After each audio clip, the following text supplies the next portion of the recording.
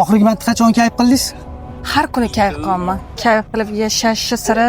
Zigarxon, assalomu alaykum. Assalomu alaykum. Sizga savollarimiz bor, javob bera olasizmi? Mayli. Yoshligingizda kim bo'lishni orzu qilgansiz? To'xtang, menga qarang, siz aniq qiz emasmisiz? Qaysi? Ana gelik olsam kayf qilaman, nima Da, o'sha. Xo'p, kayf qilish siri nimada endi? Kayf qilib yashashni siri shu. Odam o'zi bilan o'zi ovora bo'lib, birov bilan ishi bo'lmay, yo'lini topib, harakat qilib, sevilib yashasa, kayf qilib yashaydi. Tergovchi bo'lmoqchi bo'lganman. Hozir kim bo'lib ishlayapsiz? Hozir kosmetologman. Kosmetolog blogerlik bilan shug'ullanaman. Nima sababdan yoshlikda orzuga erisha olmadingiz? Tergovchi bo'lsam, ko'pchilikning sirini ochib tashlayman. Qo'y tinchgina tinchashaydim deb. Siz ko'rgan odam haqiqatni gapirib yuboradi. Da, boshqa savollaringiz yo'qmi? Qiziqroq?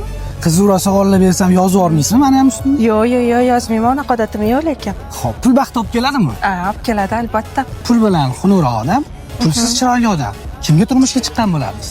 Pulli xunuk odamga teggan bo'lardim. Nima sababdan? Pul bilan chunki chiroyli bo'lsa bo'ladi. Hamma narsa qilsa bo'ladi pul bilan. Pul обязательно baxt olib keladi, bu savol emas. Oxirgi marta qachon kayf qildingiz? Har kuni kayf qilaman. Nimadan kayf 2 kun qilasiz? oldin gelik podarka qilishdi menga. Bot. Maza qilaman.